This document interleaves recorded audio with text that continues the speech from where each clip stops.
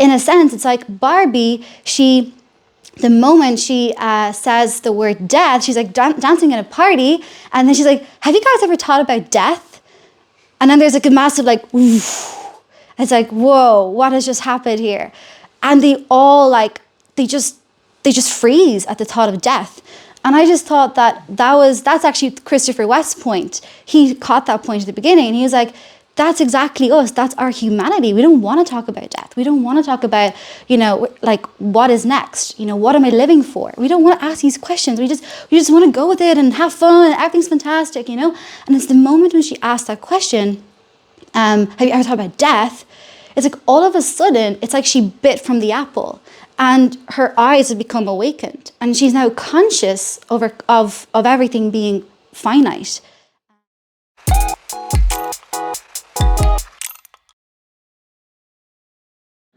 In Father, Son, the Holy Spirit. Amen. Okay, so a bit of a controversial movie. Who here saw the Barbie movie? Put up your hand. Ooh, half. Impressive. Okay. I was not going to see the Barbie movie because I heard a lot of very controversial comments about it, and how, you shouldn't be giving your money to a movie that is not portraying femininity the way it should be, and also a lot of other political agendas that were in the movie. However, my best friend Christopher West did a video. He did a video basically on his Instagram, yes, and YouTube. And it was the Christian roots in a Barbie movie. And I was like, oh, Christian roots in a Barbie movie. So I said, okay. So I watched the 15 minutes video, and I was like, wow. So I totally had a different perspective. And also then we were so blessed with the Pure in Heart groups in London, Swansea, us and Boston. We were able to meet at the Theology of the Body Institute for January. And we did this beautiful course called The Way of Beauty. And Bill Donaghy, who's the lecturer of that course, he basically said that we should try, even in the things we don't want, or don't think that we'll see something Christian. Everything is God's creation. So he basically said that, we need to learn the way of beauty that the world lives, and also try to show the true way of beauty, which is the way that Christ lives. So that got me really thinking. So anyway, I went and I saw the Barbie movie just before it ended in the cinemas. And I was saddened. But at the same time, it was really enlightening to see, because so many girls, little girls, and with their moms and their grannies, they all fled to see that movie. And it was, and I was like, I want to know what that movie is sharing to us as women, but also not just to women, but to mankind. Because a lot of guys went to see that movie, and fathers, went with their daughters, and boyfriends went with their girlfriends. And, like there was a lot of men going to see that movie as well. So it's like, this movie is actually, I suppose, maybe a turning point to see how our society has changed.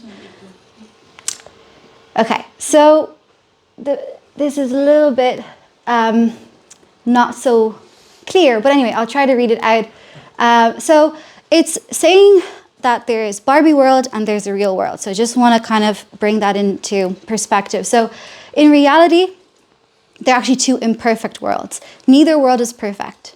However, there's something in each other that, in a sense, is seeking something. It has something it's searching for. There's an ache. There's a longing for something more. So there's a desire and ache to be seen, known, and loved in both of the worlds. That's really fascinating. Then the soundtrack of this movie, I think you probably heard, it's "What Was I Made For?" And it's all about what was I made for? And it's a very lamentful song, but it's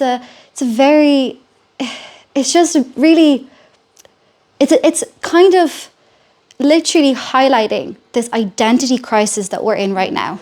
it's a perfect song for the movie, actually, because it's an identity crisis that Barbie has.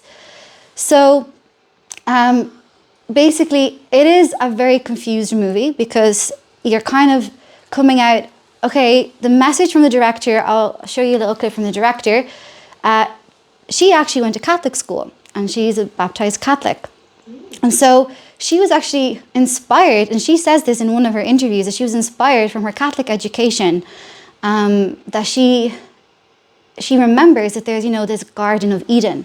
And so for her, like, Barbie Land is like this kind of Garden of Eden, so everything is perfect in the Garden of Eden. And then there's also this desire to know more. So it's like when Adam and Eve, and when they disobeyed God because they thought there was something much more, and so they ate of the apple. And so in a sense, it's like Barbie, the moment she says the word death, she's like dancing at a party, and then she's like, have you guys ever thought about death? And then there's like a massive like, oof. It's like, whoa, what has just happened here? And they all like, they just freeze at the thought of death. And I just thought that's actually Christopher West's point. He caught that point at the beginning, and he was like, that's exactly us. That's our humanity. We don't want to talk about death. We don't want to talk about, like, what is next? What am I living for? We don't want to ask these questions. We just want to go with it and have fun, and everything's fantastic, And it's the moment when she asked that question, have you ever thought about death?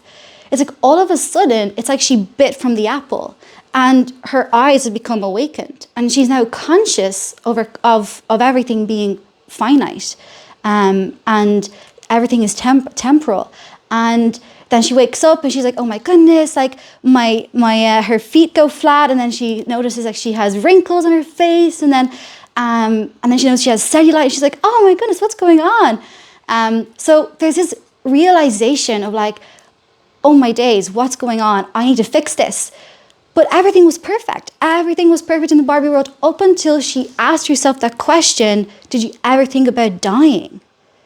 And that was really interesting. It's like when we ask that question, and people do ask that question, because if people didn't ask that question, people wouldn't be lining up, putting appointments in for getting, laser hair removal, getting Botox, getting liposuction, whatever that is. People wouldn't be queuing and doing these procedures and these plastic surgeries if they weren't conscious of their mortality. So in a sense, we're all conscious of it. So yeah, in her little clip, the director, she's like, I want this movie to empower women. And I kind of question, like, how does she want to empower women? The very last scene in the movie, Barbie chooses the real world. She has a choice. So it's like God giving us a choice. In the end, she goes into the real world. She sees how people are living there. And she just notices that, like, oh, wow, women are doing, like, women are not really respected. Like, women are, working, and they're constantly busy.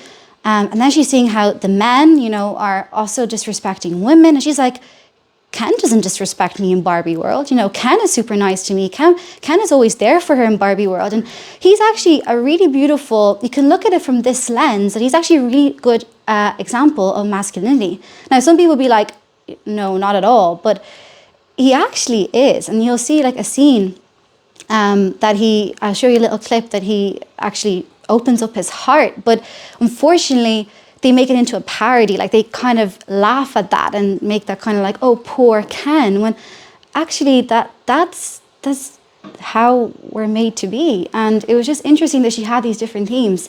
John Paul II letter to the artist, he says, artists cannot create from nothing. Their creation is the reflection of society. So I really felt that movie was a reflection of our society. But also there was a desire to be seen, known, and loved. So yes, that desire could only be filled by the author of love itself, which is God. And at the end, this is why it ends. Like, she thinks she's gonna, like, she never had to worry about, anything Barbie. And then when she goes to the real world, the first thing she does is she's like, the last line, she says, I want to see a gynecologist. Why? And I'll explore that, Malaria's Dignitatum, the letter that John Paul II wrote for the dignity of women. So our world, reflecting the Barbie movie, men and women were not created to be in competition, but instead to complement each other. Men and women express dimensions of the human person in different ways, and together, these expressions reveal the fullness of the human person. So basically, that's in the Barbie movie. It's a competition between the sexes.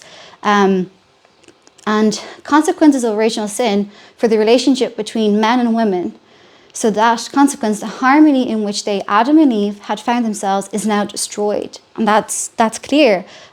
When Barbie goes into the real world, Ken follows her because he's always there for her. He follows her into the real world, but she doesn't need him. She doesn't need him in the real world. So then all of a sudden it's like this rupture, and he's there now looking around, and he's trying to get ideas to get her back. So he's like, right, okay, I'm going to go back to Barbie world, and I'm going to make it into Kendom. And he makes it into Kendom because he wants the attention to be on him. He's craving that reciprocal love that she's not realizing, because she's just there, trying to solve her wrinkles and solve her cellulite, and she doesn't care that there's another person that actually, misses her absence. And so in his hurt, Ken starts to protest, So then you see the control of the souls, the spiritual faculties over the body is shattered. The union of man and woman becomes subject to tensions, and their relations henceforth marked by lust and domination. You can see big domination, but you can also see domination of Barbie. How she's trying to, then when she comes back to Ken world, she's trying to basically seduce, well, not explicitly, but she's trying to kind of manipulate the men to kind of go against each other. So then the guys actually go against each other. Then they realize, what are we doing? We need to stop. And so it's really interesting. You can see these themes of original sin and the consequences of the fall, like so much in the movie. Okay. Oh yeah, so Barbie World. I love St. Edith Stein. She's a great saint, and she especially is a great female saint, and she writes a lot for women.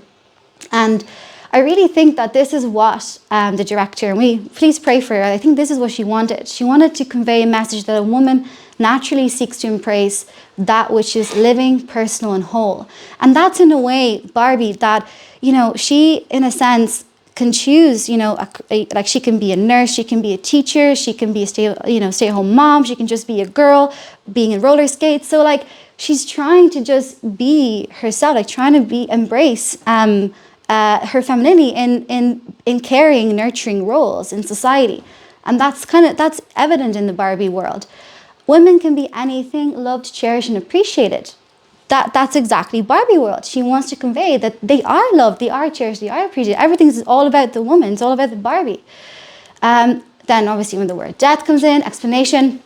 So then what happens actually as a result of this death is she finds out that there's a disconnection between the real world and the Barbie world. And it's actually a mother in the real world, Gloria, who has a daughter who's also married and who's working, and she's unhappy. She's unhappy in the real world, and so she wants to go back and play Barbie. So that's why there's a disconnection. And that's why, in a sense, Barbie goes to the real world to take Gloria with her to Barbie world. But then they realize that, like, neither of them can fulfill each other. Neither of them. The Barbie world will not satisfy Gloria, and the real world will not satisfy Barbie, even though Barbie thinks it will.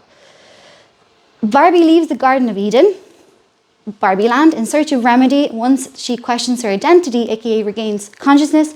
And then Ken, he leaves Barbie land to follow Barbie to be of service to her. And that's really forgotten about. Okay, real world, yeah. So Barbie sees how teenage girls are not happy with her because in the real world, femininity is twisted. They blame it on Barbie. So really funny, there's a scene, I'm not going to show because I can't show all the scenes. I was like, literally 2 hours watching all the different scenes of Barbie and trying to pick which ones to show you.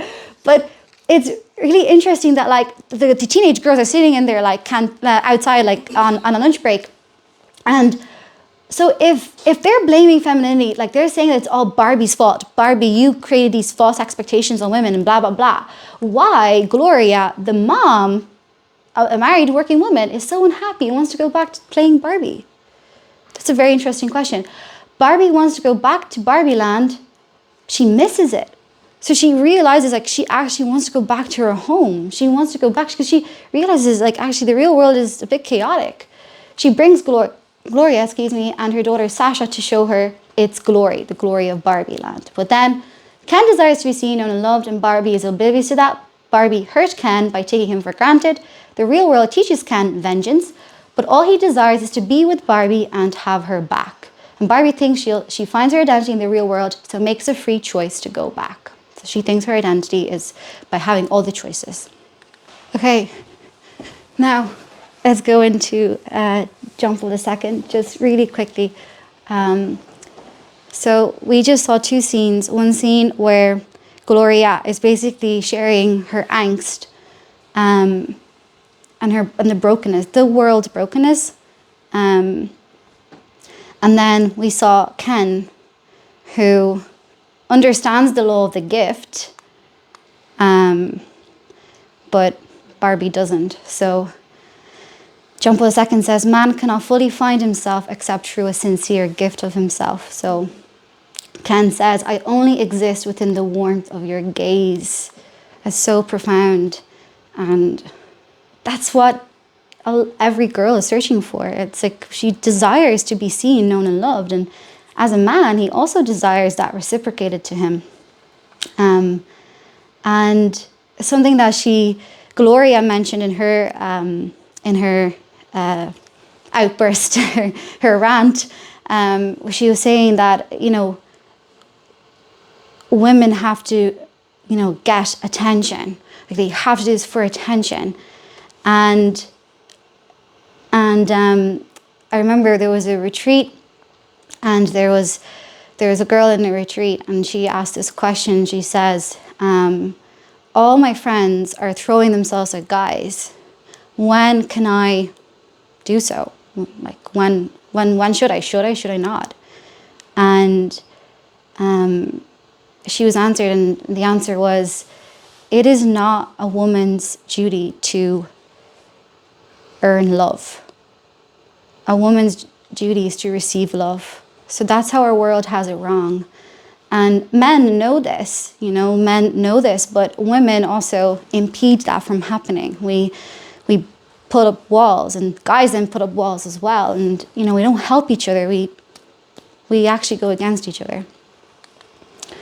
And I love this quote. I think this is a beautiful quote. And I'll end it with this, and then I'll go to my last slide because I had more things, but I can do that another time. But this is a stunning quote. And humanity, its dignity and its balance will depend at every moment and on every place on the globe on who man is for woman and who woman is for man.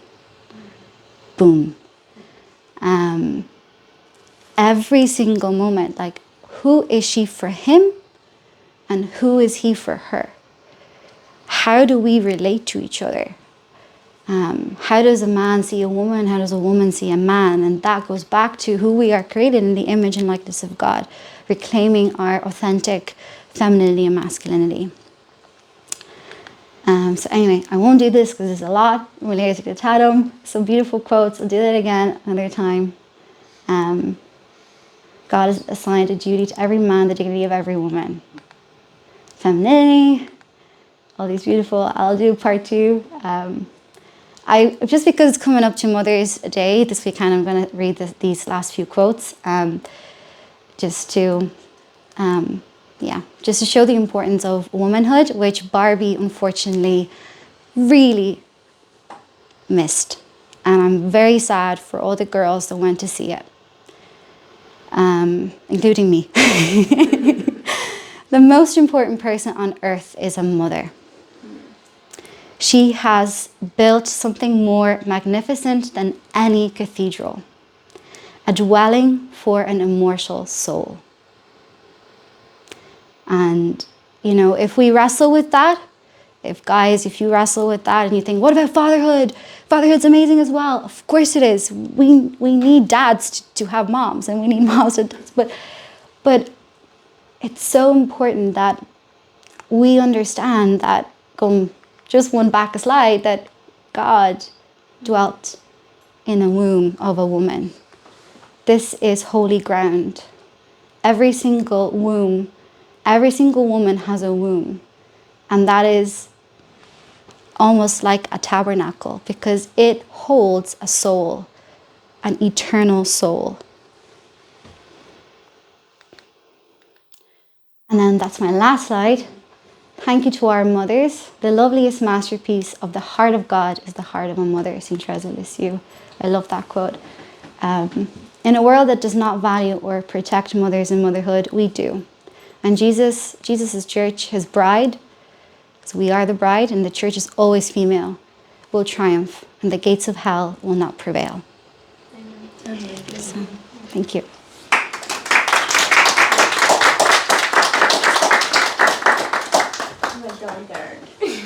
Praise God. If anyone has any questions, I missed a few parts on the church and the bridegroom and Jesus, and yeah. Anyone have any questions? It can be anything. It can be controversial as well. If you want to ask me any controversial questions, go for it.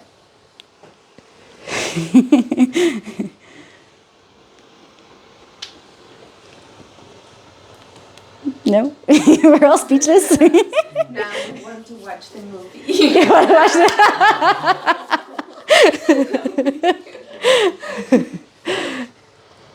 Yeah. Yeah. But Yes. did you balance it out with Oppenheimer?